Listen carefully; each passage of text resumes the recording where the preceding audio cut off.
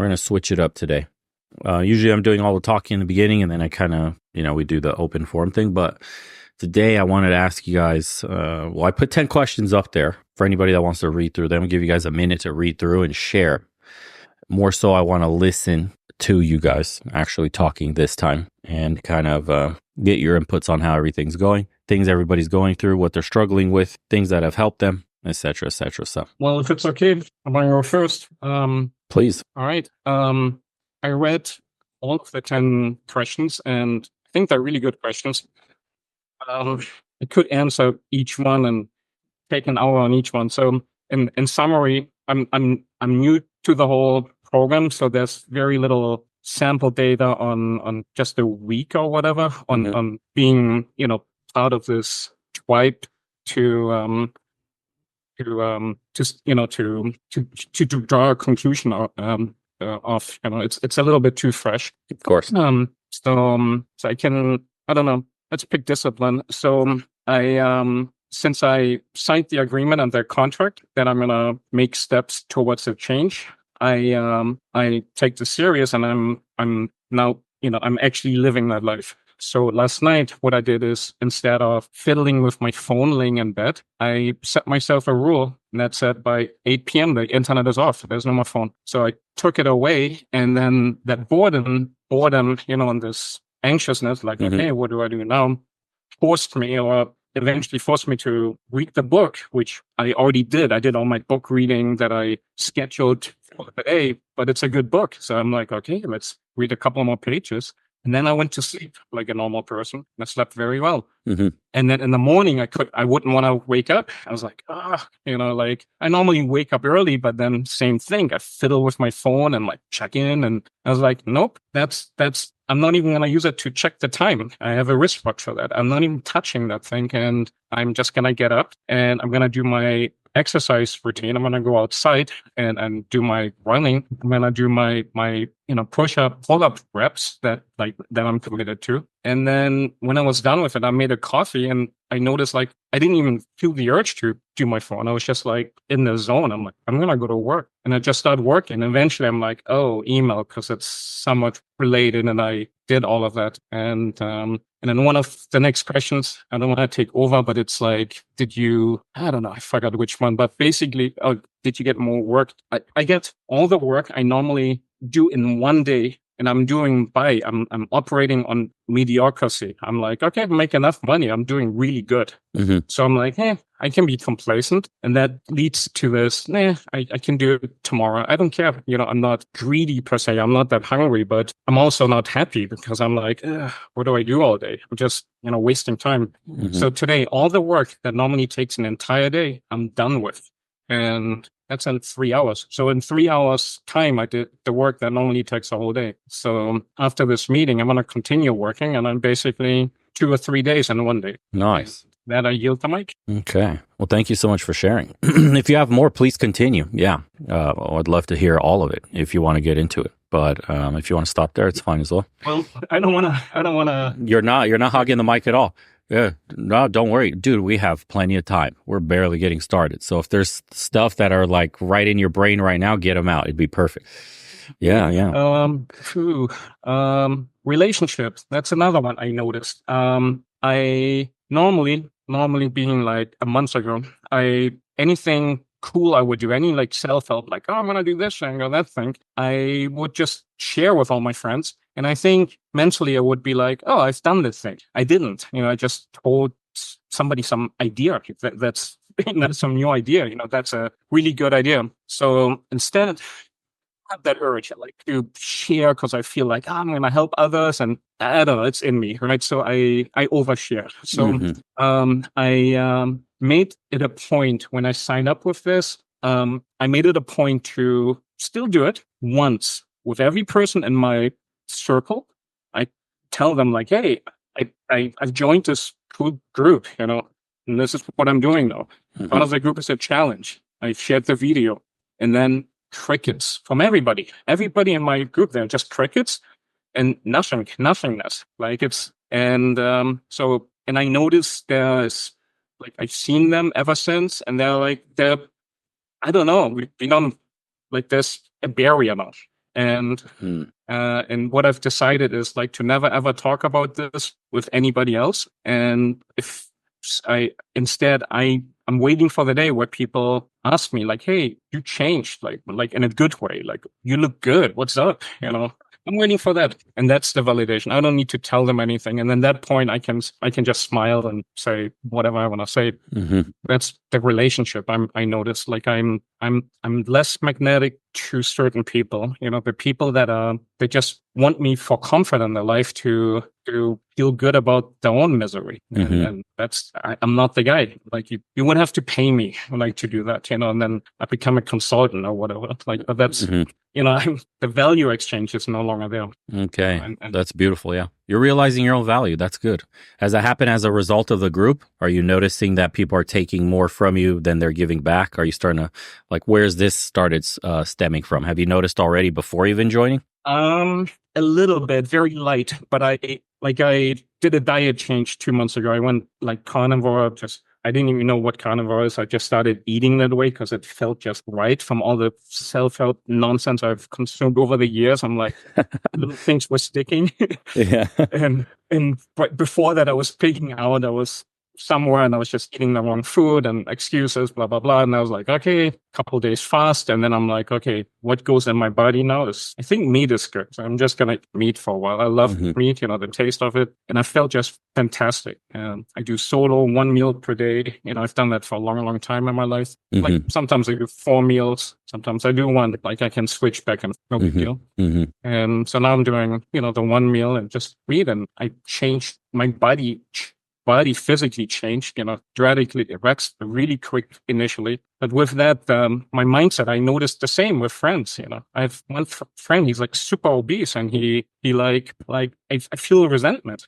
Like it's just Wow. like it's really weird. It's completely normal. It's not even weird. It's you're realizing that, look, man, this is what happens. Most of the people, for one, that join this community are already like 1 foot in the door of wanting to change their lives. They feel something's off. Something is missing and there should be more to life than this. Okay. It takes these kinds of people to join these kinds of communities. The other half is already on the path. They know what they want. They don't need it, or they come here just to share and instill some wisdom in other men. And then there's the guys that are completely clueless, don't know that they're not on any path whatsoever, don't know that they're completely lost, just plugged in the matrix in a way. So that's the two differences. But once you become the person that steps through the door and you start to make changes in your life day in and day out, and it's measurable, people can see it in you. Losing weight is one that people notice right away, not just your bank account and you're living better, dressing better, looking better. It's just weight alone. For you having friends that may be overweight, just like you said, it is a direct reflection on their shortcomings. It's not weird at all that their initial reaction is jealousy because you're shining a light on them and their failure to change because they want to change too. They're unhappy when they look in the mirror, but they don't have any real world examples around them of people taking control and changing. So they see it as an impossible task until one of us does it. You're one of them. They see you as their own, right? Like you're a reflection. You're just a friend, dude. You're reflecting onto them, their failures. It's completely normal. This will happen with everything you do in life. As you keep advancing and finances, you'll start to see that money separates people too. It's not just your physical weight. The things that you'll want to go out and do. Hey, let's go have a nice dinner at this restaurant. Let's talk some business. Let's talk some life goals. Let's talk about what we want to do in the next 5-10 years. You're going to see that you're going to be surrounded by similar small-minded people whose wallets are very tiny and they're content with their dead-end jobs or whatever consistent pay and have never thought far enough. Therefore, the moment you say, let's go to this restaurant that's out of my budget range, look at this rich asshole. Look at this guy, big money stacks over here getting us to go to this nice restaurant. Because they don't see the work you put in to change, not just weight loss, but finances, mental, right? How you think about life, the questions you pose in general, even simple conversations, free of cost, man, just talking. You start to disconnect from the people around you because they don't think for the grand picture. They don't think for 10, 20, 30 years down the line. Life is a very short thing. You'll wake up one day, you'll be 60, boom, you flash it again, you'll be 80, right? And then another one and you're dead, dude. That's it. It's a very quick journey that we're passing through without even realizing. People just live for today and they think about tomorrow is the furthest in the future they're thinking about. Nobody really plans their life out in terms of years. So when you start talking these concepts that are like what I'd like to do, my 5-year plan, 10-year plan, or, I'd like to leave a legacy behind. This is what I want to teach myself how to do this and then teach other people how to do this, right?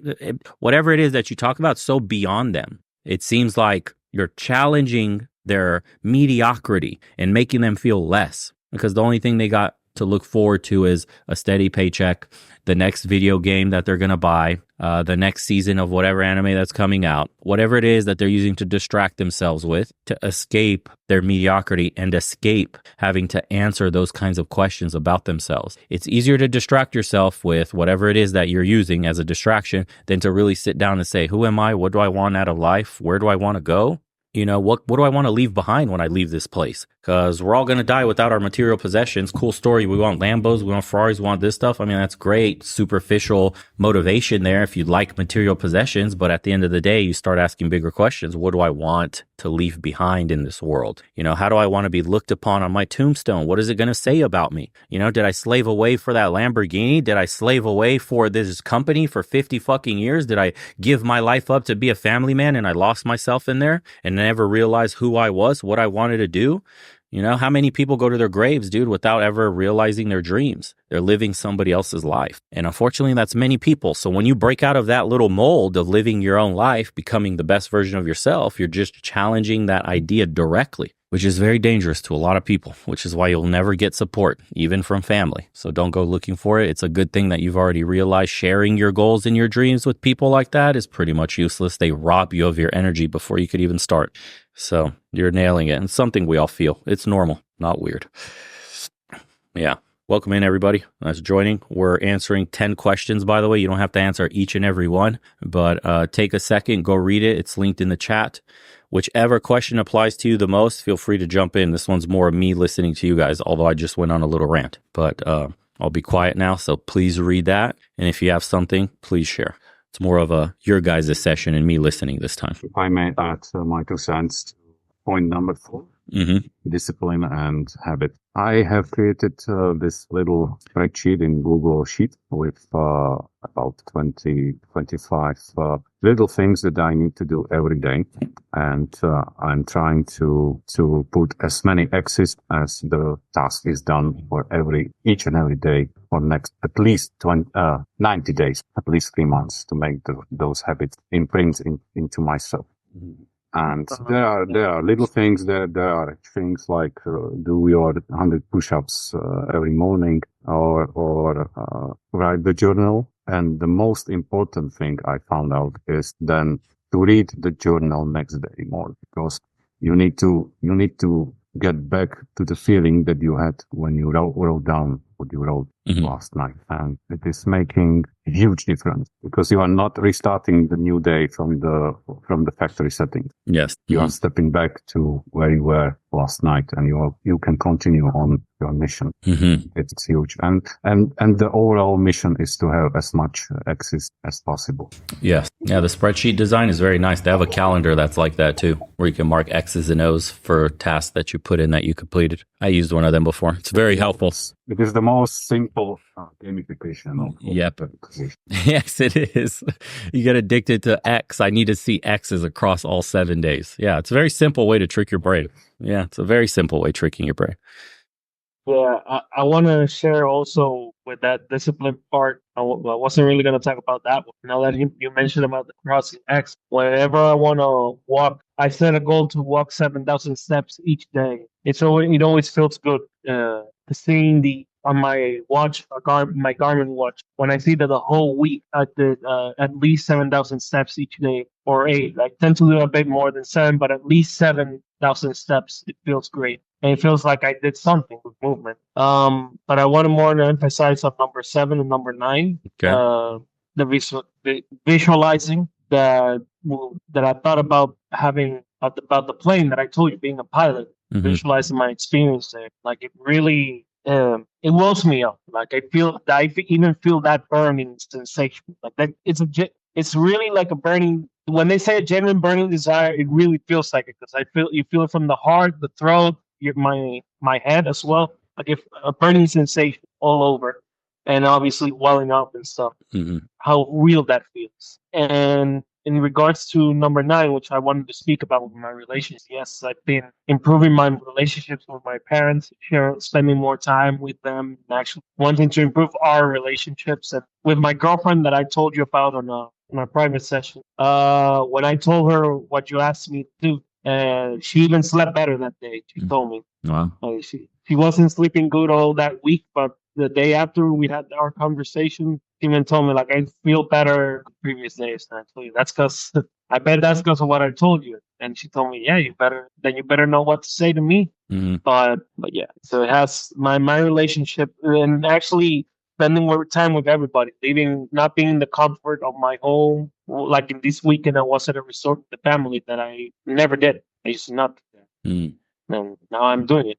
Because at the end of the day, those are the expensive things that are for free that I shouldn't take for granted. Yes. Hmm. Anybody else? Yeah, I'll go ahead for a minute. So I didn't see this post until I came online, right? So I just went over it really quickly. And the second one is goals that you've achieved. And I'm 60 years old, so I'm divorced and I have a grown child. So I'm at a different place in my life than some of you guys might be. But my goal has been to relocate because I don't enjoy living where I live. I live in Portland, Oregon, and I don't want to stay here and talk about how I don't like it here. So my goal for the past 18 months has been to try to figure out how to get out of this city.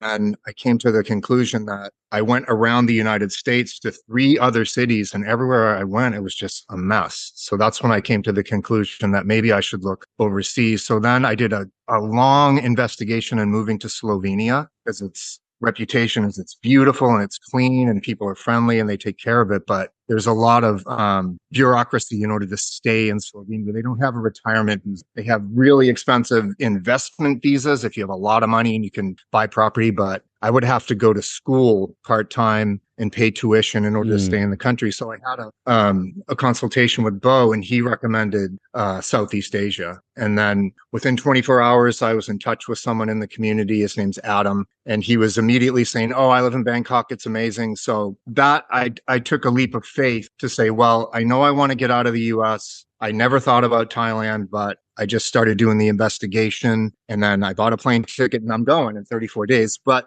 then there's a fear of it because I'm literally just closing up shop. I'm not going to go there and then come back and close. I mean, I'm just like, I'm done with the US. The election's about to happen. I want to get out of here before all that stuff goes on. Mm-hmm. So I'm trying not to take in too much information from people who are on the internet saying why everyone's leaving Thailand, because that was your post. Yeah. Today I started watching. I was like, ah. So I try to not. I understand that people make content because they want people to watch it. That's one motivation of people making. Thailand's not what it was. The Philippines is over. That might be their opinion if they've lived there for 10 years. But yeah. So I don't want to say I have fear about doing it, but I do have a little bit of trepidation about closing up and just going and trusting that it's all going to be okay. But at the same time, I'm not putting huge expectations on, oh, my life's going to be so amazing when I get to Thailand. I'm just going to go there, look around, take it easy, take it slow, find a place to do drumming. I looked it up and there's a place where I can go do African drumming and just kind of ease my way into the culture without putting too many expectations on how great it's going to be.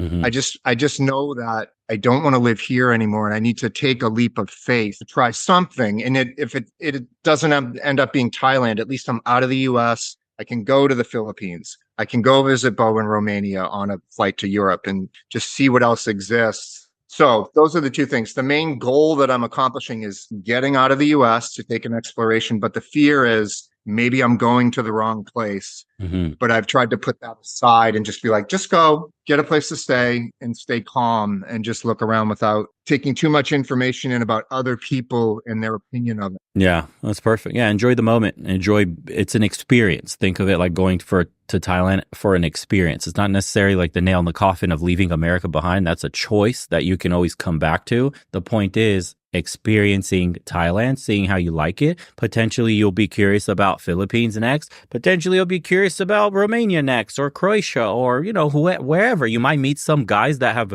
been well traveled in Thailand, and they'll go, you know, it was a really nice place. I went to Azerbaijan and I freaking loved it, and the people were nice. And all of a sudden now that's in your head, like, wow, maybe I should try that. You know, so it's like, enjoy while you're there. Do what you said you were going to do. Cast aside the fears. It's your brain working against you, doing the thing that it always does. It's trying to protect you, but at the same time, it's coddling you in a negative way because it's being overprotective. Fear is good. Fear is good to have. You know, stay safe, be alert, don't go in bad areas. That kind of stuff is normal. But fearing like, I might not like it, you know, it's not a good fear to have. It's irrational. How would you know until you go there, right? It doesn't even make sense to ask yourself the question. So you just shut your brain down and go, hey, it's something new. I had the same kind of fears of everything new that I've ever done in life. And hey, it turned out pretty damn good every time I did something new. You know, so it's like reinforce yourself with the positive memories. Yeah. Yeah. One way I'm trying to frame it is I'm going on a sabbatical to Thailand. Perfect. It's not, I'm moving to Thailand. When you frame it as I'm moving there, it seems so permanent. But yeah. I'm exploring it. I'm going there on a sabbatical. I'm going to look around. I don't have to buy property. I'm just going to probably be in an Airbnb and then go to Phuket or go to Pattaya and just move around. But the main thing is I don't have to come back to the US. Because once you're over on that side of the world, then you can just explore Southeast Asia, Japan, and go to Europe and not have to come all the way back across the Atlantic to the US. Yeah. And that's how I'm trying to think of it, as an exploration instead of, oh, I'm moving to Thailand, because then in your brain, it makes it seem permanent that you're going there and buying a house and getting a wife, you know, and that's, so I'm just trying to, that's the battle going on in my own head. And then, like I said, I go on the internet and it's like, I'm leaving Thailand. Thailand's not great anymore. And so I try to not take in too much someone else's opinion and just suspend judgment until I get there, you know. Perfect. Yes. What I had. Thanks for letting me speak. Of course. Anyone else, feel free. I guess I can kind of go. I'll answer number 3 as well. I'll kind of piggyback off of what Doug said. So basically, my plan is to move to the Philippines by December 30th. So right now, I'm kind of trying to make an online music teaching business. I play saxophone and cello, so I'm trying to get that up and running and like have that as my income over there. So I'm still working on promoting it, but everything is pretty much ready to go. I just gotta get clients, and then hopefully December 30th comes, I'll be out of here. Nice. Congratulations, man. That's going to be an exciting time. Yeah, I'm looking forward to it. And again, like Doug said, it's possible that like everyone's saying, oh, Philippines is over, but again, I could just either move there and see for myself, or I can just stay here in Pennsylvania and just watch everything crumble. Yes, pretty much. Look, guys, in going overseas, I had a similar feeling because Romania, when I left, was a communist shithole, super deregulated after the fall of the Iron Curtain, and it was pretty much destitute economically. And my family left clear as day when tanks were in the streets killing people and vowing never to come back. So when I pitched the idea of what about returning to the homeland, you know, some 20 odd years later, 30 years later, actually, they looked at me like a bit starstruck in a sense, like, what? What do you mean? You know, do you know that place is a piece of shit? Like, do you know how bad Romania is? Do you know, like, they have the communist mentality growing up during the communist times and how much suffering there was, and the bread lines and, you know, the rationing and all this crazy shit that was there. And what I saw online, what the videos that I also watched of people going around Bucharest or the rest of Romania, I'm like, wow, it sure has modernized a lot. It doesn't make sense to keep you guys in America because we could just sell your house here and then you could buy another one there for cash with a car in cash, and life would be much easier. Cost of living's way cheaper, you know, because I give my parents $2,000 a month. That's how I sustain them. It's like I'm their retirement package. Is something I've always dreamed of doing, being able to help family. So in America, $2,000 a month isn't really shit. But in Romania, $2,000 a month, you're set for life, especially when you don't have a mortgage or a car payment, right? There's excess on top of my father's pension, of course, whatever retirement. So To me, it was clear as day. I got to at least get my family out here. Let me go first. So didn't know what to expect. I know Romanian on a broken level. I guess you could say conversational, but I haven't spoken it at length just with family or close relatives. So English, obviously you could tell it's my native tongue now. It's become my native tongue. And so I was like, okay, I can maybe get by. I'll meet some family that I haven't seen since I was a kid when we left. And, hopefully it's not as bad as they're saying it is. They're like, watch your wallet. There's pickpocketers everywhere. Always make sure you got your wallet on you, your hand on it, blah, blah, blah, And I get here and I'm like, okay, airport's looking a little bit run down, I guess, to American standards. But then boom, we're off into Bucharest. And I'm like, wow, that's a nice restaurant. Wow, that park is beautiful. Wow, this street is actually clean. Wow, these people are nice. Wow, everybody's minding their own business. There's no crazy people. Where are the homeless? Where are the tent encampments? Where's the madness of America? Driving's a little bit crazy in Eastern Europe, so the cars are honking at each other and shit. People are fucking rude and trying to go where they're trying to go in a record time. But hey, that happens in America, in any big city too. People are assholes when they're driving.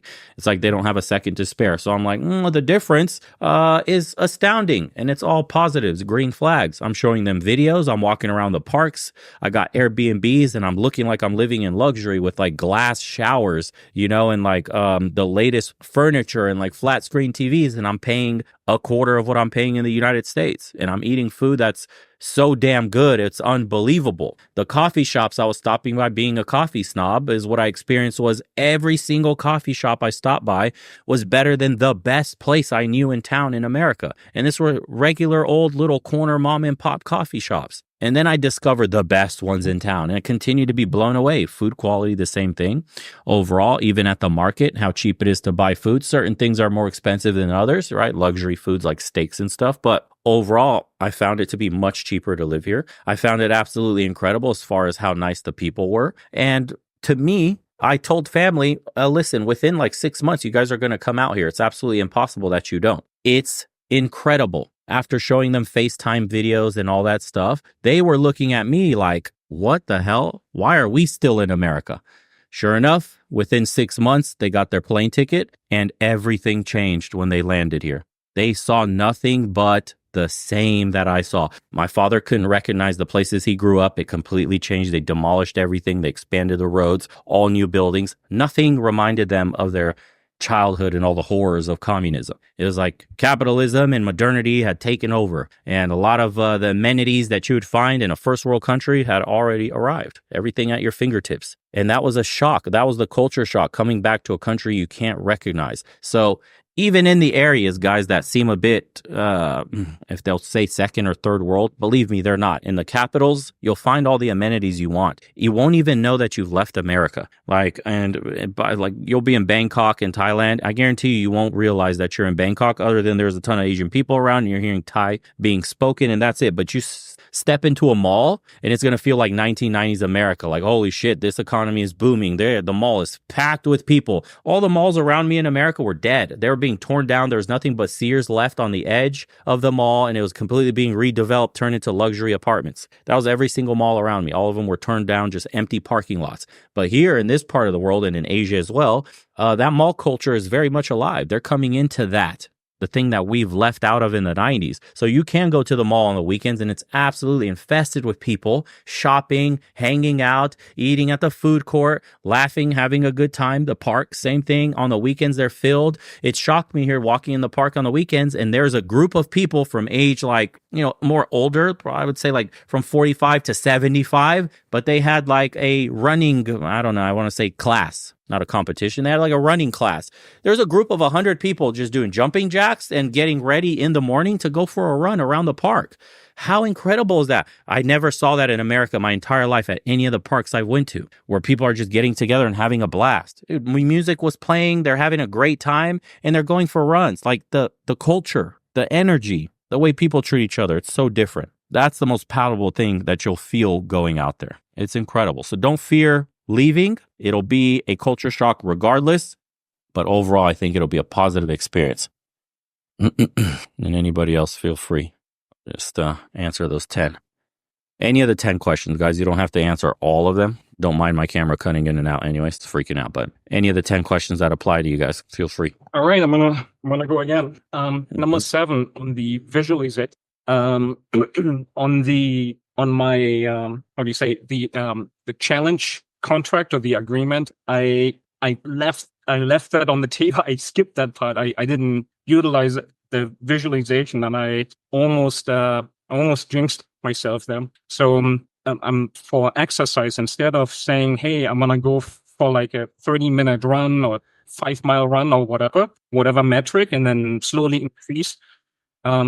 Okay, I think that's important. I think that's the discipline part. Like that's the tool, but why? Like why are you doing it? So if it's only I'm gonna do it because I committed to it, and that's what I wrote down, and blah blah blah, and this, I think that's hard. I think it's much more powerful if you visualize when you take it. Actually, I did it. I took a picture of myself, and I'm gonna compare to what I look like in 6 months. But then I now visualize what exactly I will look like in 6 months. Like I visualize, that body in a realistic way. I'm not aiming for fantasy. And then the next one is, I set up another goal that is, I want to be able to lift myself, which is a little bit, mess with your mind metaphor, because, I can help myself. Okay. Well, in the physical, I want to be able to be in a fire and be able to lift myself out, or another guy just like me. Mm-hmm. And it's the same on the other one. And one of the other things is I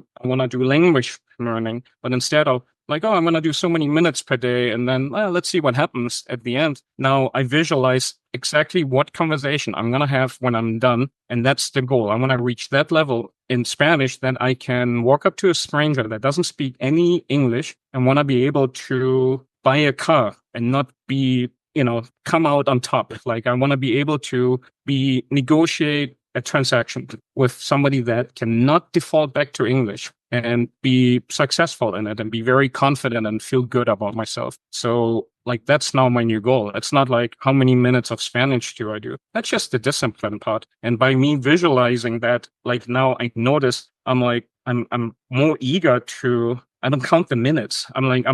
Now I go, okay, I did that thing. I did that much exercise, but now there's more to it. I'm like, is that enough? Can I lift myself up already? What if I go another 2 minutes, or if I go another mile? Like, wouldn't then I be able to lift myself sooner? Like, that's the goal. Like, why am I wasting 6 months? I want to reach that goal, sooner. And so having a visualized, like an end picture is I think is important. Very. Agreed. It's one of the key things in succeeding is having the end goal and being able to visualize it daily and push yourself when things get hard by reminding yourself of that vision. Yeah. Go ahead.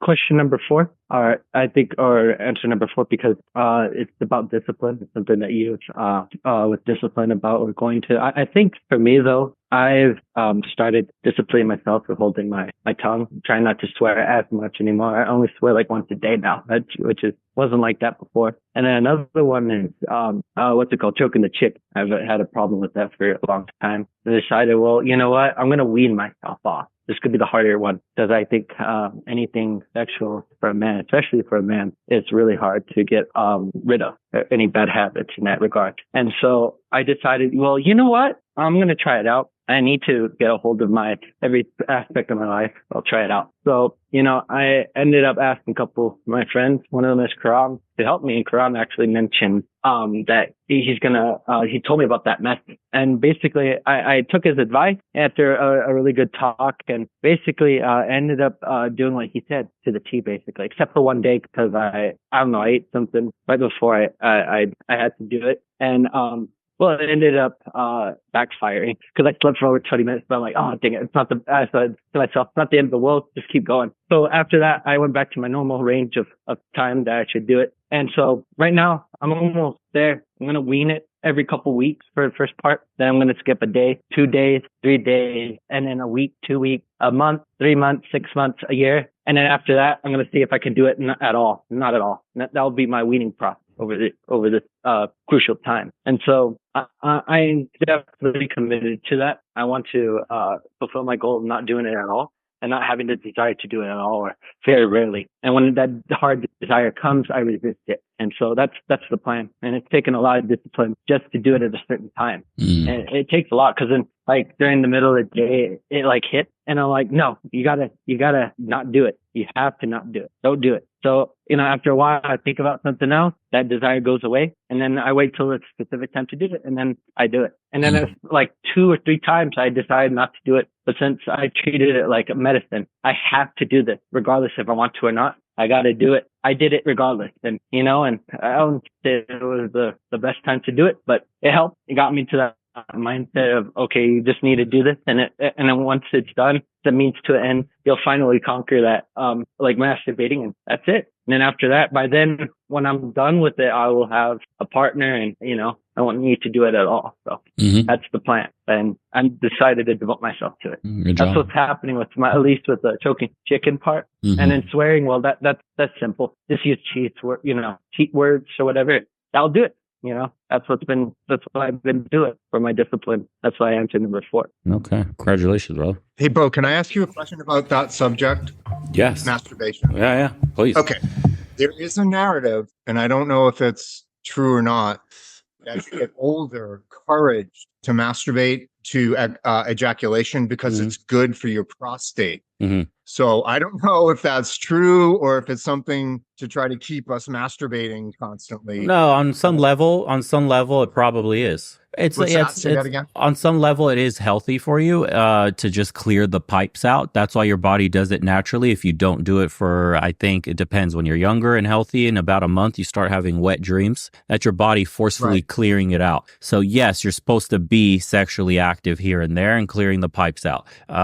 The challenge itself where people get confused is that this is just a temporary abstinence period for you to learn how much self-control you have, right? But once you're done, you just go back to doing it in a non-addictive fashion, but just, clearing out the pipes here and there, making sure everything's working, massaging all the things that need to get massaged. Because if you go years and years without it, use it or lose it is in some sense kind of true.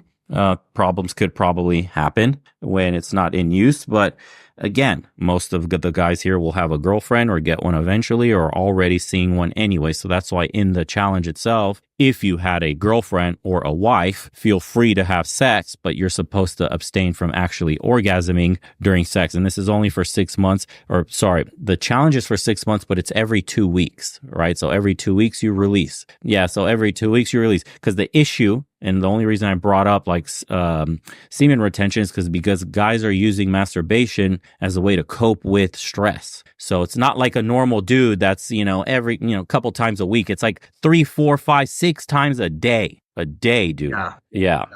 That's an addiction. But, I mean, I haven't had a sex partner. I haven't had a serious girlfriend in 15 years. So as you get older, it's different, but I still wake up every morning like 60. So I don't think there's a testosterone problem, although I've never had my testosterone level measured, but I still wake up titanium every morning. So good. Yeah. Sign of health. Part is still happening. I haven't been sexually, active literally in 15 years on a regular basis. So okay. Yeah. Nothing wrong with tugging it every once in a while. Just try to stay away from porn because it does hijack your receptors. If you can, try to do it from memory. Keep your mind clean, because you can get into the rabbit hole of, well, you will, because what ends up happening when you watch adult entertainment, you get into a certain section of adult entertainment where, let's say you're watching hardcore videos and that's what it takes to get you off. Great. And then it's like, the next time around, you need something a little bit more intense than hardcore. And the next time around, something more intense than that. And eventually you start to go down the rabbit hole without even realizing it,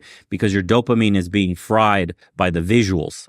That's the dangerous part. So make sure you don't get swept up in that rug and just, hey, I got to do this from memory in the shower, something like that. Get the release out. A lot of guys will tend to just go exercise, go for a walk, go for a long run or a hike or something like that. And you'll see that the urge will subside a little bit because the body's already tired. And then maybe knock one out every few days when you feel like it in the shower. And then that's it, through memory. And you'll stay away from frying your dopamine receptors in any negative way from porn. And you'll get your pipes cleared out and you'll feel good, and it's, you're ready to rock. It's not an addictive thing that you're doing. It doesn't hold you back in any way. Yeah. More of a healthcare maintenance. Exactly. Yeah. Okay. Thank you. Mm-hmm.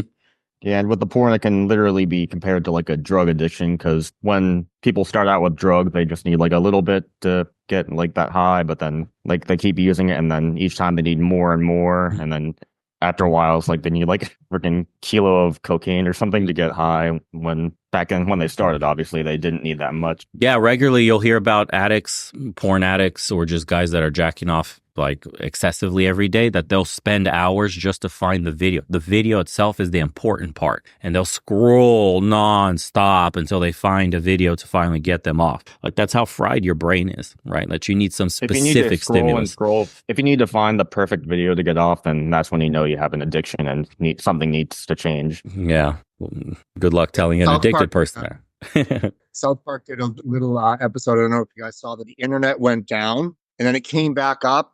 And Randy ran into this room to start jerking off, and he had to go through all this now Japanese piss porn, and now he had to do all this stuff in order. So they were mocking that addiction to pornography and jacking it up constantly to get off. And then he came out all covered in jizz. It was totally hilarious. I remember that episode. Yeah, I've never watched it. Yeah, it's a class. But it was good for them to, jokingly address. They often jokingly address things that are really serious in society. Who knows? It's the only way to disarm the conversation. Yeah. Somebody else, feel free to jump in, guys. Answer some of those questions. Share. Can I go next? Yeah, go ahead. Great. First, I just want to say hi to the whole community. Welcome. Hello, I just joined. Although I have a birthmark, if you guys just are wondering. So I think one of the big things I did was actually joining the community, which is kind of like meta, but I wanted to find a group of people that were interested in pushing back against porn and sort of degeneracy, but just also self-improvement. So though I really liked your videos, so I was just like, thank you. Hey, this seems like a pretty cool community. So I'm from Montreal, and a few things that I did since joining. I mean, I did go to some meetings for professionals and things like that, just to network in the community a bit, religious development, stuff like that. Also, I started blogging, like video blogging, not for like the internet, just for myself, like to have like a record. Because I figured if my goals are like a video, I can like look at myself and see what I've set forward and go back and like literally see how I physically changed, how I talk differently, how I interact with the camera, even and even from like the first to second video, I noticed a bit of a difference. So I'm excited to see like how that blog progresses, because I'm like doing a bunch of stuff.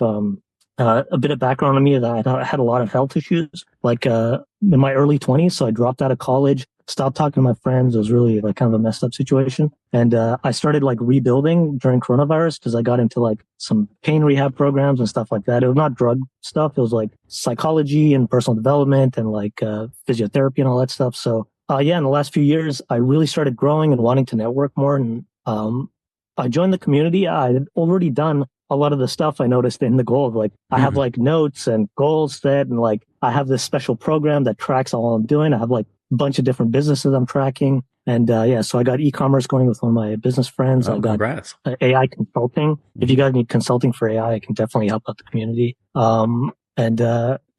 right now I'm just going to go to a job fair to find some remote work. Like I'm on my way downtown. Nice. It's just nice to be part of the community, and appreciate you guys having me. Welcome, brother. Yeah. Good to have you. Yeah. Who else wants to share? Come on. Some of the quiet, shy ones.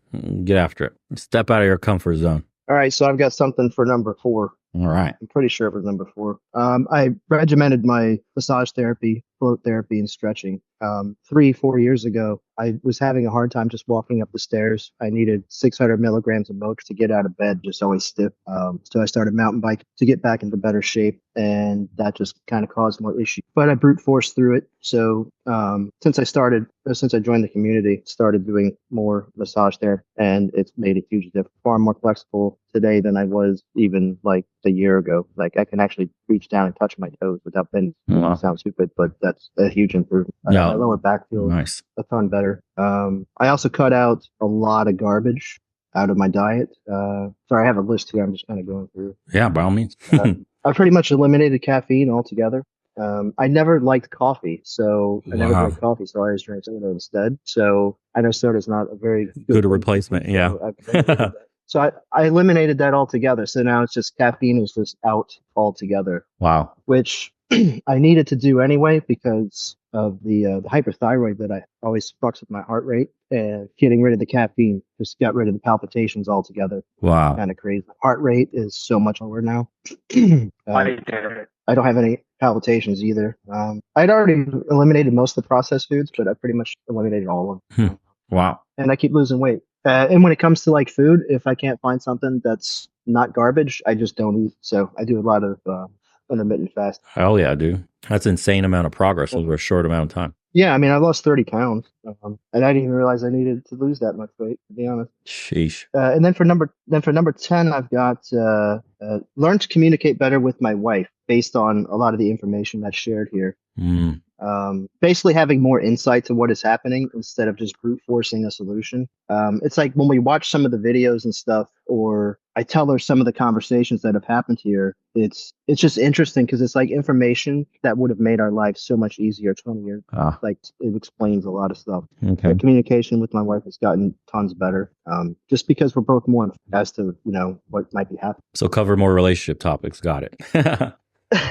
Yeah. Well, I did say I was going to do some videos of kind of reaction videos with her, but you haven't done any since I brought that up. So I haven't had a chance to get on top of that. And I actually got 2 microphones for that. But anyway, that's a side issue. Yeah. But then number 6, I also got so I got injured really bad at a bike park 2 trips ago, and I didn't want to go to the one after that. I knew on the schedule because we had a whole bunch of stuff happen between hurricanes and some other stuff.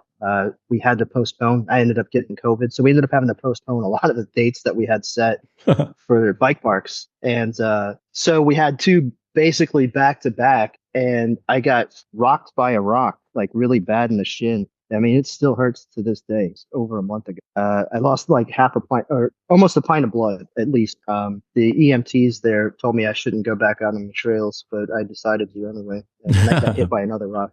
So I was like, okay, Beautiful. Call it a day. Yeah, I was lightheaded, but I was like, well, we're just going to go on a green trail. So I'll just go anyway. But then for the next trip, I didn't want to go. My inner bitch was basically saying, don't do it, don't do it, don't do it. I ended up going and getting x-rays the night before with the inner bitch going, oh, I hope it's fractured or something. So then I have an excuse not to. It still hurts. And it came back, no fractures, no breaks, just a very severe bone bruise. And so I went anyway. And I ended up hitting, I told myself, all right, well, I'm just going to take it easy. Just going to take it easy. I'm not going to do anything crazy. And it hurt like hell the entire day, but I still went and did a whole bunch of advanced trails that we had never hit, kind of casually going through them. It's not like we hit it that hard, but it was still harder stuff than we hit in that park before. Had a blast. And you know what? My shin stopped hurting after that. I mean, it still hurts when I touch it, but doesn't hurt like it was. So I guess that was for number 6. How did you feel after hitting those trails and beating the inner bitch voice? It felt good. I was still nervous. I'm not going to lie because, I'm getting older and I want to prolong this journey in my life as long as possible. It kind of comes with the territory of getting injured, which I'm used to. But at my age, it's like, I don't want to have an injury that's too severe that's going to prematurely end it. If you know what I mean? But you can't really have that mindset as you're tearing ass down the trail because it starts to make you hesitate. And if you start hesitating, you're going to fuck up and then you're really going to. Did you feel a sense of self-control after? Because I remember I had a really bruised leg, busted up ankle, grade 2 tears. And I did something similar that I shouldn't have walking on it on an 8-mile hike. And I said before, it pulled me out of a depression that I was going through this funk and because of the extreme pain that I was enduring while on the hike. Did you feel like after hearing the inner bitch voice telling you shouldn't do this and you're doing it anyway, and then at the end, that drive home, once you rip the trails, did you have a bit of an epiphany or a realization of how much further you could actually go than what you thought? How much more control you're having now than before? Kind of, sort of, because I've always worked through injuries in the past, skateboarding and stuff. So that wasn't new. It was the age thing that was really the concern. Getting older, not being able to heal as fast. I'm not made of rubber anymore. But I do know what you're talking about. I did have another type of epiphany, and that was the realization of just how far my skill level had progressed, and same with my buddy that I had gone with. Because we were able to hit stuff that we probably, if we had the foresight, so we had a misunderstanding with some of the trails, thinking, oh, you could roll everything, and then at last second, oh, you can't roll this. You got to fully commit to it, or otherwise you're going to die, or you're going to really, mess yourself up. And we had enough skills that we were able to get through that without really messing ourselves up, even though we weren't expecting it, like kind of on the cuff, like ad hoc type adaptation type of stuff. So I had an epiphany about that because we were actually talking about that on the way back. Nice. Like, wow, could you imagine a year ago if we hit this? Yeah, we both would have wrecked. Like, it would have been a bad deal. We did have an epiphany about that. That's good, man. Progress, slow and steady. Can't really see it happening every day. Yeah, it's crazy. And then it's like you kind of like, oh man, I really would have messed myself up a year ago if I came across. But that just kind of comes to time progression. And then I had another thing here, but I don't really have it for a question. And it's just basically, so I came here not thinking I had all the answers. I'm not that delusional, but I do have a lot of life experience that can be passed on to other people that may have not have as much of experience that I have. And I came in with the expectation of giving more than getting. Like, I really like your videos. I've been listening to you for a long time, watching your stuff for a long time. And when you said that we were going to do the private community, I was like, I'm going to support it 100%. So I did make a commitment to myself that I would show for every call. So I think I've only missed like maybe 3 calls, maybe 4. But I try to make it a point to be here for every call. Wow, nice. Thank you, bro. Yeah, I hope because I don't even know what happens in half the calls because once I leave, sometimes I've woken up in the middle of the night and you guys are still here talking. So I could only imagine the value people are getting and the conversations they're having. So it's got to be insane. Well, and that was the pleasant surprise because I've actually gotten a lot out of it just from having these conversations, guys.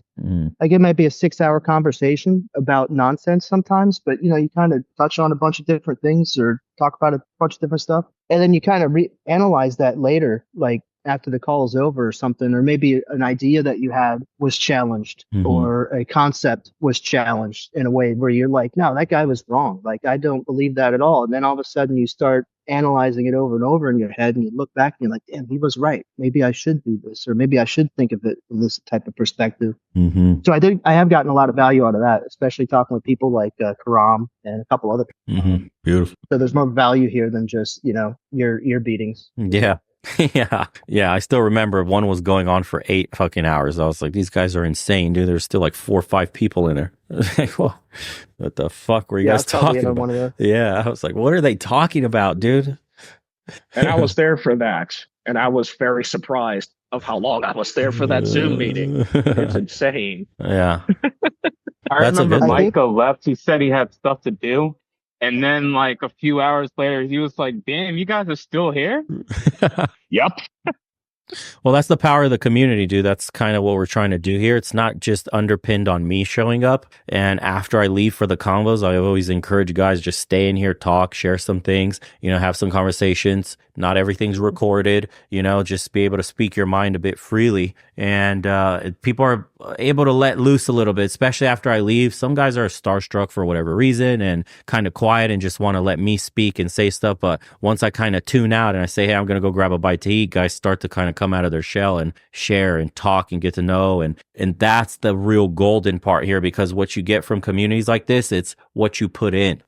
So I always advise people like, hey, the more you invest in here, the more you network, the more you try to make friends, the more you put yourself out there in conversation, right? The more you will get back, man, like tenfold. That's the power of this stuff. The network itself can be harnessed for help in any aspect of your life. We have people here that are professionals in so many different things, that have come from so many different walks of life, that could give you so many different answers to all your questions. And it's not being afraid to put yourself out there and ask. It's not like we're a community where everybody's jumping down your throat, judging you in some harsh way. It's like we're all kind of waddling through our paths, figuring out a way forward. There's nothing wrong with missing a step here and there and making mistakes. That's the whole point of the fucking journey. We're making mistakes as we're going, and we're sharing those mistakes, and hopefully you're smart enough to listen and not make the same mistake. But hey, if you do, we got people here that made those exact mistakes that are be able to help you.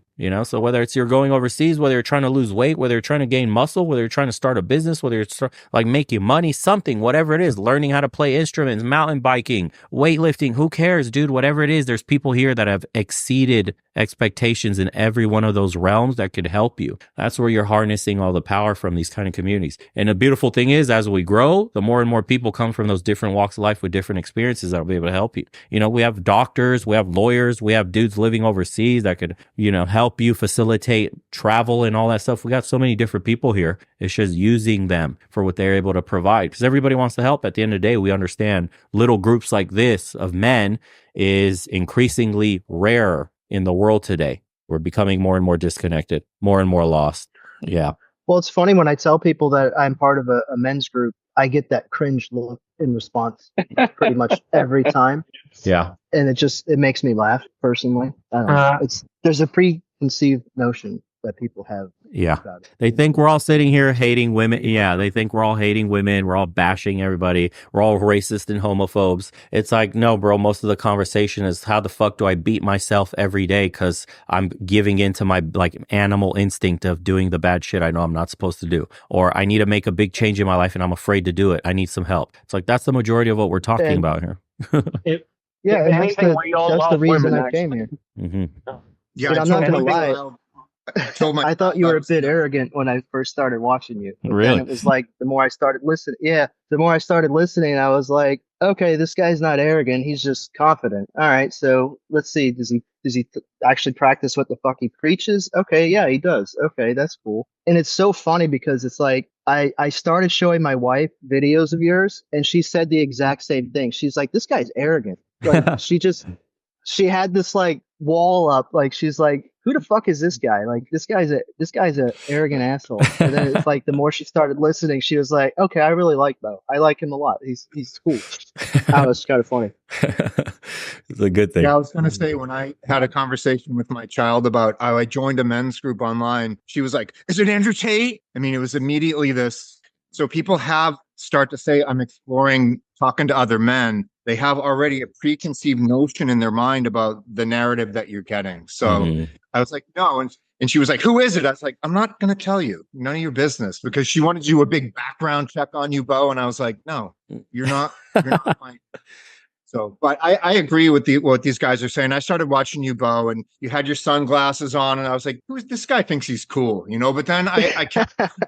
That's exactly what my wife said. Yeah, and it's hard to not pass a judgment because a lot of the people who are giving this information are douchebags, and you have to be really careful. But then I just kept listening to you because when you would do your reaction videos, you wouldn't always immediately agree with what people were saying. You'd stop and have your own take, and I'd be like, "Wow, this guy's actually, you know, he's got some smarts up there." And then also not to judge people, but you're not covered in tattoos, and you're not wearing hoodies with baseball caps, and sometimes I don't mean to pass judgment, but I feel like some of the people who are men on the internet, they're just grown up boys. And I got the feeling from you that you let yourself mature and you didn't fall into that stereotype of kind of what's being sold to men on the internet. So I understood why my child was like, who is it? You know, but you have to be really careful when you say I'm involved in a men's group because people have a preconceived notion of the information that you're getting. And that's not necessary. Yeah, the alpha male guru shit that's going around. Yeah. Is that intentional though, Bo? Because I feel like you're just not gentle about like nicer person than the character that you're portraying on your videos. No, it's like I talk to you guys like this when we have the conversation. Personal interaction.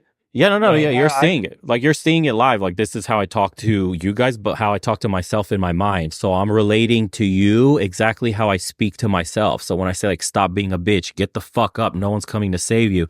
That's the voice in my head that plays when I do really hard shit, because that's what it takes to get me moving. Because if I don't put some spice to it, if I don't put some urgency to the action, if I don't make it seem like it's life or death, and I won't move. I'm a lazy animal like everybody else. I want to sit on the couch and relax. Dude, I want to game 10 hours a day. I want to fuck off and not do anything hard. But I have to realize that I'm wired that way, to be lazy, naturally seek comfort. So I have to combat it with a very like a demon in my brain that's constantly haunting me. And that's how I talk to myself to get me moving, you know, and that's real. And you're seeing it live every time we cover topics, dude, in like just in casual conversation. That's how I am talking to everybody here. And they're just like, well, fuck, dude, can you be a little softer? And no, I can't. It's just how I'm wired. Yeah. But I don't do it. It's not like a character or anything like that. Even the glasses, it's because literally bright lights bother my eyes. I've had eye surgery and I get the little halos in the, what do you call it? Like my eyes will start tearing up from the brightness. So I'm like, I have light sensitivity now after getting PRK surgery. So I wear glasses because if I stare at a screen too long, I used to in my old studio have to like wipe my glasses, pause the video and go like take a 5-minute break. So people are like, oh, he's just a douche wearing sunglasses inside. I'm like, no, I have sensitive eyes. But okay. That's real cool. That's real cool with them. But I was going to ask about the, where did you get those glasses? Because that's the reason why I wear mine. Mine had barely any, I think, how do you say it in English? Magnetization or, Bent? I don't know when they prescribe you with, it's not really, it's barely. Magnification. Magnification. Yeah. Prescription. Yeah, prescription glasses. Yeah. Yeah, that's why I had mine are how do you say blue light protected? Same. All mine are blue light protecting to help with staring at screens. Yeah. So I have another one that are even more hardcore. They're apparently gaming glasses and they're yellow. But yeah. Same principle. Because the same thing happened to me as. Yeah. But hey, people see, like you say, it's hard to not pass judgment. And that's what we do. We're animals. So it's like you see a guy, oh, he's got glasses on. Oh, he's saying some shit in kind of a rude way. He's a bit rough around the edges. And who the fuck is this dude think he is? It's normal. I do the same shit when I'm watching other creators and, they got a certain look to them and whatnot. And I'm like, does it match the opinion? Does it match their lifestyle? Is this guy living authentically? If he's going to give me, this is what you should do to reach success. Is he successful? This is what you need to do to have a nice body. Does he have a nice body? If you're telling me about relationships, men and women and dating and all this stuff, like, do you have experience with that stuff? This is why people are so turned off the alpha male guru shit in the red pill, is because a lot of these guys are like, lack of a better word, the girls call dudes dusties. I mean, they're sitting on their couch, disheveled fucking beards. I mean, they look like they don't get laid, but they're giving you their opinions on women and relationships and like sewing division, which I'm guilty of too. I have no problem admitting, like early days, we were on those videos of women and dating and, you see what's right in front of you. Like, oh, these women are delusional, which is true, but that's a superficial argument. Yes. On the individual level, the women reacting that we were reacting to specifically were super delusional. So I was getting on their ass. But then you start to really think, well, what's, like the onion layer thing, you start to peel it back. Why are people delusional? And then you go and peel the onion layer, go level deeper still. And you're like, well, society's wired this way. Okay. Well, how is society wired this way? Okay. Through social media. Okay. Why is social media taking over people's brains? Okay. And like, who benefits from people being so divided? Oh, the government makes money from divorce courts. That's strange. Oh, the government makes money from divorce courts. That's strange. Oh, if you make someone more emotional, marketing firms figured out you could sell more products to them when they're more depressed about self and self-conscious. That's strange. You start to piece a lot of things together and you're like, oh, society's wired for profit. Of course it is. It's profit over people. So we're creating an exact society where we can have consumers, whether that's consumers of ideas or consumers of material possessions. So now you're digging through as I'm discovering the red pill, because I wasn't, privy to that stuff when I started covering that information. I was like, oh, okay, this is why women are the way they are. This is why men are the way they are. Oh, this is what's making them this way. Oh, this is who's pushing these narratives, who's benefiting from this kind of messaging. That's why for me, I haven't really done dating episodes in so long. I'll do them here and there maybe. But if you've noticed, the channel's kind of shifted dramatically because especially with the ChatGPT question that we had earlier, about if you were Satan, what would you do to destroy a man or destroy men or women? And that was really eye-opening for me that basically everything I had felt and talked about on the channel for years was just encapsulated into like 10 points of how to destroy a man or how to destroy relationships in general, men and women coming together. And I'm like, okay, we got to go deeper than this, like watch a compilation of dumb TikTok bots say outlandish shit, and what value do you gain from these? People are lost, they're completely under that spell. It's not value for the people watching the channel. How do we get past this? How can we identify that this is a societal problem? How can I get people to see that the issue is larger than the individual that's being reacted to? So that's why I had my own shift, because I'm growing through this process as well, and I think that's just the most natural way. I could fucking sell out like some of these other channels do and just cover the same shit over and over nonstop and repeat the same mantra over and over and get views off like the more and more degenerate takes of women. They're saying more and more extreme shit every year. Society's becoming more and more polarized. It's easy to make money off that stuff. It's rage bait. But I'm more interested in some deeper conversations. That's why I like those videos that I've been covering lately with either guys going overseas and sharing their experiences, or a dude sitting in his fucking box truck and just talking about his life and what he's experiencing and he's going through, because that's far more relatable to what people are actually going through day to day, including myself. I'm like, fuck, this guy feels disconnected. This guy feels like hopeless. This is lost for him, or he hates his 9 to 5. I felt that way, and it's like we're kind of all living similar lives without really knowing it, because we feel so detached from everything. But we're all going through similar thing, and that's why when we're in communities like this and talking about it, everybody has the light bulb moment, like, oh fuck, dude, I'm not alone. Like, no shit. But Well, it's also interesting because you'll notice the more people you start talking to, the more kind of attuned you are to what's going on in that particular moment.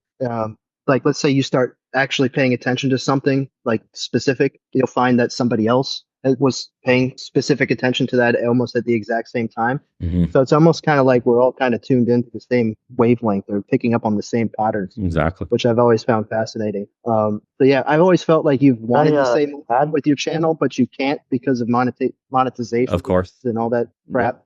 So that was one of the other things that I really respected about you. And then my wife liked the fact that you weren't just bashing women. You were actually showing how they were being manipulated, how they were being damaged. It wasn't just women are bad. It's you're being played, basically, into these terrible behaviors that are detrimental to yourself.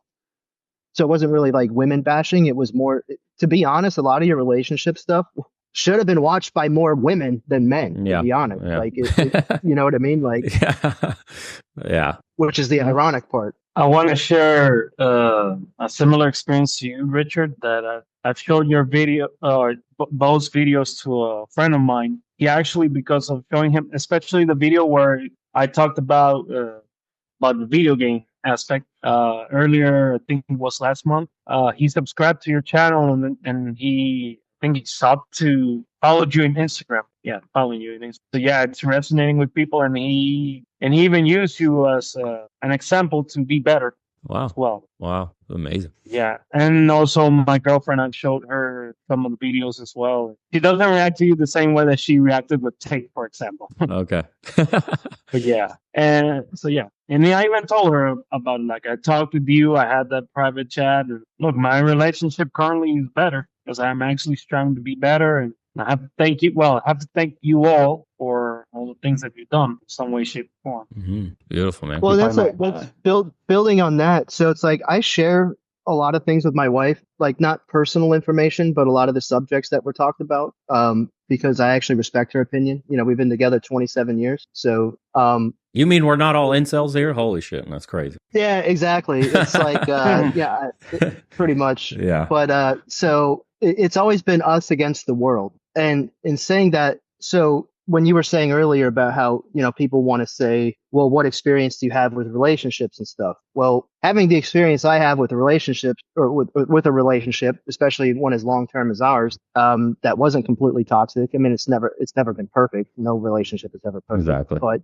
a lot of the things, that you talk about are like extremely accurate. So, I mean, just kind of, to validate a lot of the things that you said, if you ever have some kind of critic say, oh, well, you've never been in a long-term relationship, you don't know what the hell you're talking. Well, I can verify through my own experiences that pretty much everything you're saying is valid. It makes sense because I've experienced it through 27 years of all kinds of chaos, all kinds of grenades going off. Like, again, no relationship. If I may add to both straightforwardness and openness, there are many other creators in this space that are more calm, like Joker from Better Bachelor. And I'm also part of his private community, but I can attest to that this community is far more active than the Joker's. It's not even closed.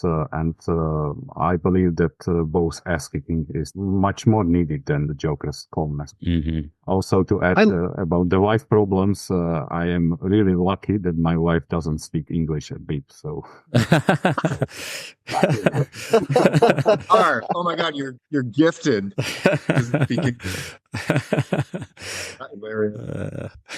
I like Joker, but I think he's a bit black-pilled for me. I do like his perspective on some things, but I think he's kind of given up, which I'm not a big fan of.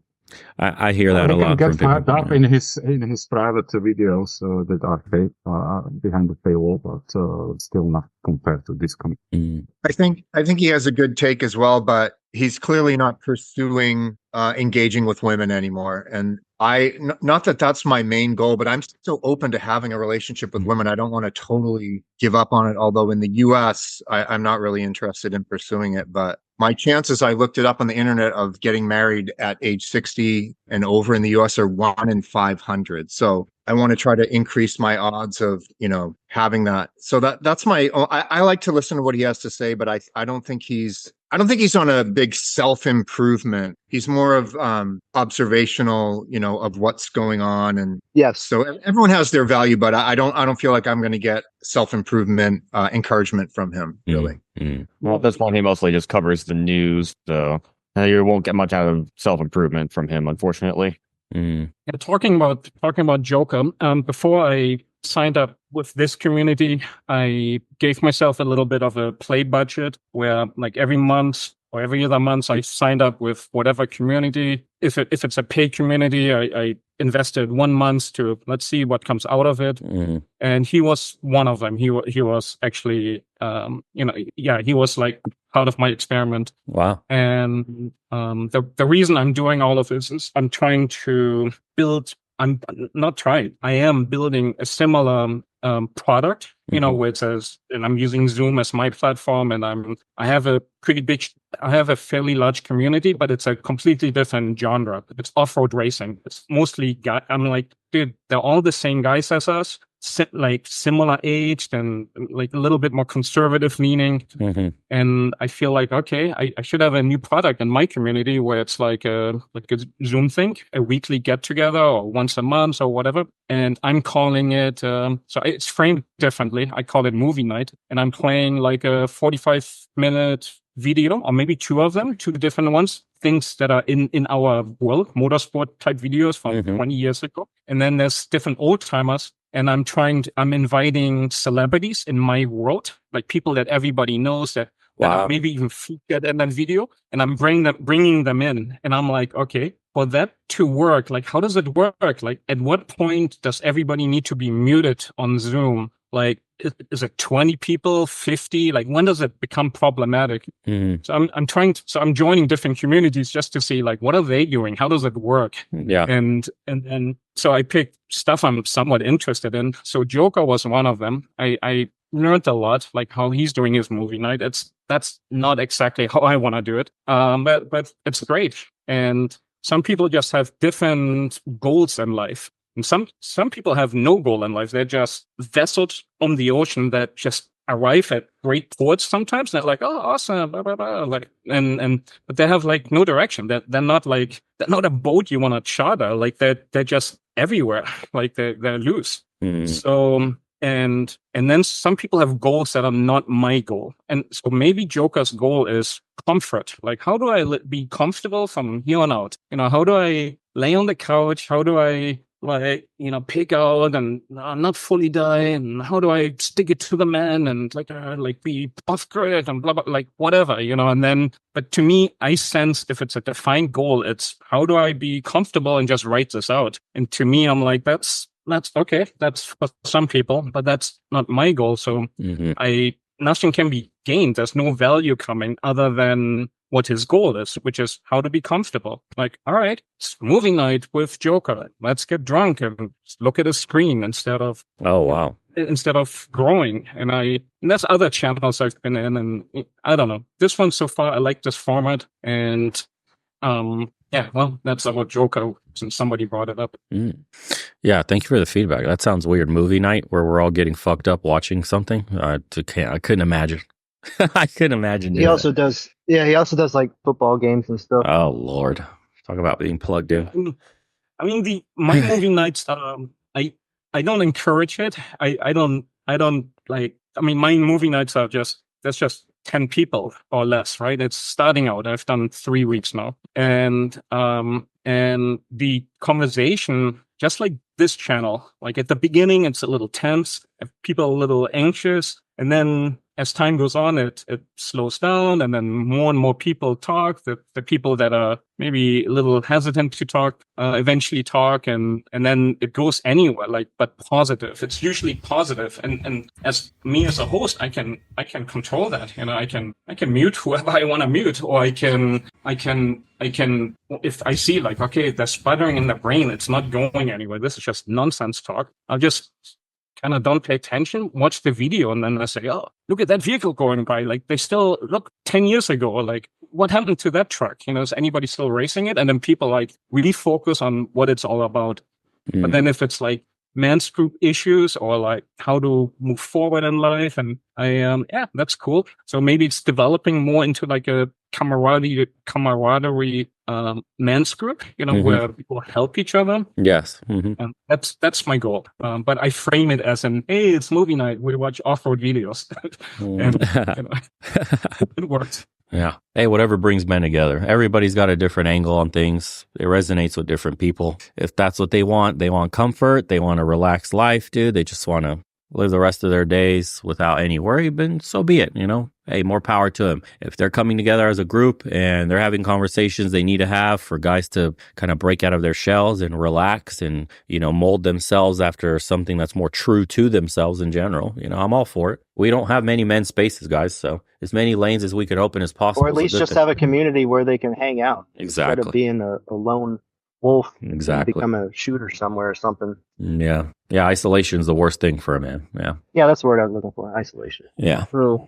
You want to leverage the power of the community. That's where humans get their uniqueness, I think. As much as like individual development is important, that's why the networking groups are so useful, is because it's like you know, that picture of the famous I forget what was it, like a philosopher, someone like having a lever under a rock. And it's so much easier to use that leverage to move the rock than it is to try to move it yourself with your own fingers, your own hands. And that's what networks are for humans, I think. Because look what we do. We create incredible infrastructure, tools, technology. So I think there's like a two-sided element to it. One is the individual development and the other is the community development. And if you leverage both, you get awesome results. In my Yes. Amen to that. Definitely agree. Hey, Bo, I have a question for you. Yes, please. Have you ever considered actually having an in-person retreat where Yes, we could come somewhere for a weekend or for a week and actually shake hands and do push-ups? And it's been on my mind for years. That's kind of the end goal.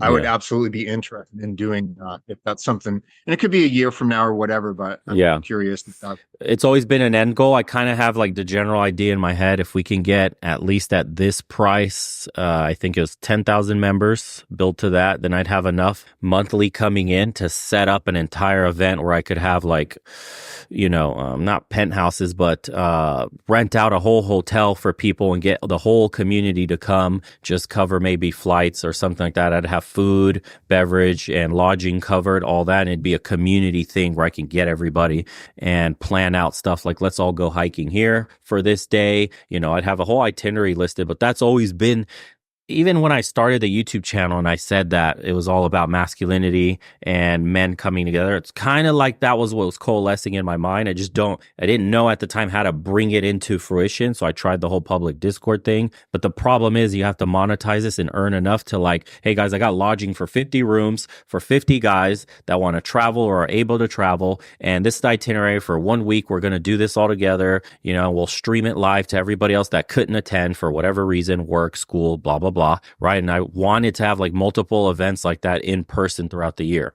So eventually, if we're blessed to grow as much as I'm hoping we're going to grow, then yeah, in-person meetings are going to be amazing. I've already visualized that stuff and saw it in my own head, just shaking hands with everybody, meeting you guys in person and going out and doing shit. That would be incredible. That represents the next level. So yes, definitely. I've thought about it at length. So is it pivotal on having 10,000 members in order to pull it off? Not exactly 10,000, but that like just micro that represents several people who financially could afford it and do just one micro, because that could kind of, not to tell you how to do your business, but that could stimulate you and me and whoever else could make it. We, you know, high five and then read a book together and just do the things in person. So yes.